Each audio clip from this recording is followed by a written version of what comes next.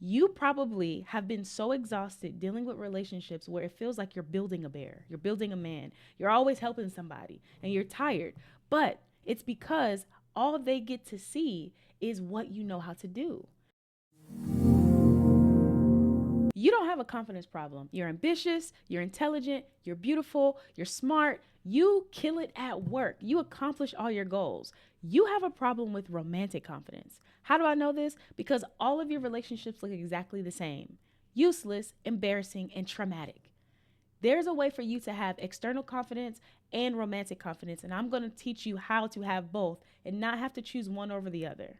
Here's the thing with external confidence: external confidence is you being competent in a certain area of your life, having consistency, doing that thing over and over again, and becoming confident because of it, because it takes practice, it takes time. So it's easier, because I won't just say easy, but it's easier to be confident in an area that maybe pertains to work, or maybe pertains to friendship, or maybe pertains to motherhood, because these are things that you've been doing for a very long time. You've had your mistakes, and then you've done your trial and error, and then you figured it out, and then you've kept going, and you've seen all these amazing results, and now you are super confident in your ability to lead, run a business, be a good friend, be an amazing mom, and all those things.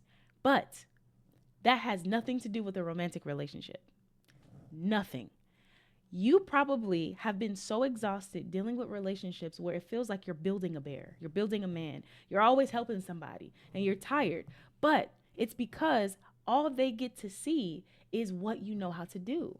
So you're telling them, hey, I'm a good leader. I make good money. I make good financial decisions. And all of those are really, really good things too. Don't get me wrong. But if it's the only thing that they see, they can't say, wow, she's going to make a good wife because of anything that's emotional. They're going to say she's going to make a good wife because she can help me with my business. She can help me make more money. Well, we're going to eat good because she knows what she's doing. And you're tired of that, right? It's exhausting, isn't it? But it's because you keep leading with the external stuff and you haven't tapped into the romantic side of yourself, the emotional side of yourself, the vulnerable side of yourself. Why? Because you're probably trying to protect yourself. You're probably trying to reserve that for someone you deem to be worthy without realizing in order for you to even know if this other person is worthy of your time, you have to show them something aside from external because you'll never be on the same page from the beginning. So, how do we allow romantic confidence to come into our lives? It starts with you accepting the vulnerable, feminine version of yourself and not suppressing it, because that's where the boundaries are, that's where the self-worth is, that's where all the things that really really matter outside of things that are tangible, that's where they live. But if you've been doing everything you can to avoid having to give that to someone, it won't show up, and it will keep you from really being able to dive deeper in the early stages of you meeting somebody and finding out things that you should know during month 1 versus month 12. When you're able to have your romantic confidence and your external confidence live in the same house, you are powerful beyond measure. But it's going to require you first to get vulnerable and even emotionally intelligent. All the things that you will want for someone else, it's going to require you to become that first, because that is what protects you from dealing with foolishness. You having the intuition and emotional intelligence to know not just about other people and how they feel, but how you feel when you're with someone, when someone asks you certain types of questions, instead of you just keep going because you know, well, I'm a good woman, I know all these things about myself, I know that I could do all the things, you say, do I want to?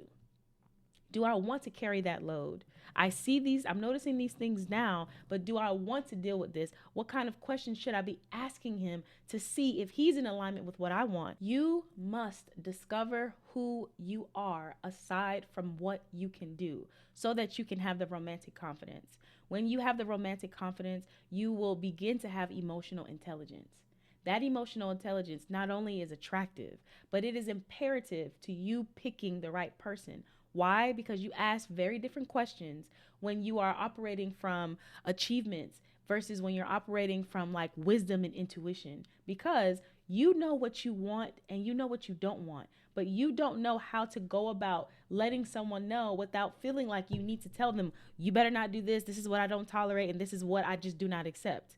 That's not the same as you really learning somebody and having to actually talk less because of the romantic confidence, because you're emotionally intelligent yourself and you can pick up on this with other men. You require it from other men because you have it yourself. You require vulnerability in a safe place for you to be vulnerable because you can give that to someone else as well. If you don't know your power as a woman, if you only understand your value and what you can do, when you start getting romantically involved, you will be lost and you will try to figure out, well, I'm helping him. I'm thinking I'm showing I'm loving on him. I believe that I'm showing him that I can do all these amazing things and that I am not weak. I'm a strong woman. I can take care of these things. But you will become exhausted because that is not romantic. It's not emotional. It's not gentle. It's not protective of you. Let me give you a perfect example of how this will work if you and I were coaching together. So I have a Phoenix coaching method that I use, and we focus on rising, resetting, and rebuilding. In this particular situation, since you are not in the very beginning stages of self-discovery, you've probably done some inner work. You're already confident, right? So we're actually going to focus on recognizing, releasing, and reclaiming. Recognizing, releasing, and reclaiming. What are we recognizing? Our fear, our problem. The problem is vulnerability most times. Why? Maybe you don't want to feel like you are too weak. You're afraid of someone taking advantage of your kindness. You probably have a lot of valid reasons for not wanting to be vulnerable, but it's key. It is the key to you actually getting something different in relationships from the very beginning, not later on, but the very beginning when they meet you.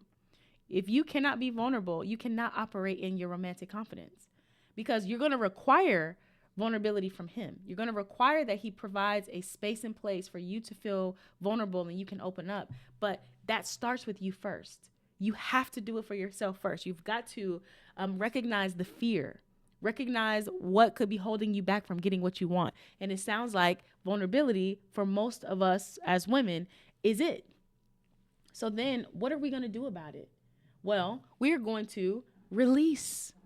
We're going to release the fear of vulnerability because we know what relationships are going to be like without it from the beginning. So we're going to release the fear that we can't be vulnerable. And instead, we're going to invite it because inviting vulnerability into your relationships create connection. The type of connection you really want. That's the type of connection that will really allow you to vet properly. Sometimes we wait on that connection, or we might confuse this connection with sex. But vulnerability invites connection in ways that you probably have never experienced. So it doesn't seem real to you, but I'm telling you, that is what happens. That is what exists with the right type of person who knows your value. So once you recognize, release, and we reclaim, what? How do we sustain this? Well, we operate in boundaries. It's that simple. We put up boundaries to protect us, not walls, but boundaries to protect us from blowing all this up and wanting to go back to leading in the external confidence area. Because that's what we're comfortable with. Because I shouldn't have to do all this because I am a CEO of this, or I run this and I'm too pretty. We go to that, right? And then we never have the type of relationships we want. Following this method, knowing the difference between the external confidence and the romantic confidence, allowing both to live together in the same house at the same time is going to put you in a position that you've never seen before when it comes to relationships. If you know that this is something that you need to work on today because it's never worked for you before, you've tried all the things, you've read all the books, you've taken all the quizzes, you've paid all the people, but nothing has stuck with you enough to really help you understand how you can be this confident, beautiful, amazing woman and still keep choosing what you're choosing, we need to work together. We need you inside this 6-month program, my Worthy Woman Reset program, immediately. Because if you don't do something about this now, it will continue happening. The same way your 2024 looked, your 2023 looked, your 2025, 2026, and 2027 will all be the same because no matter how amazing you are in this one area, in the external areas, that has nothing to do with how you are romantically. And if you cannot tap into the romantic confidence within yourself first, you will never be able to get what you want from another person who is supposed to be in a relationship with you.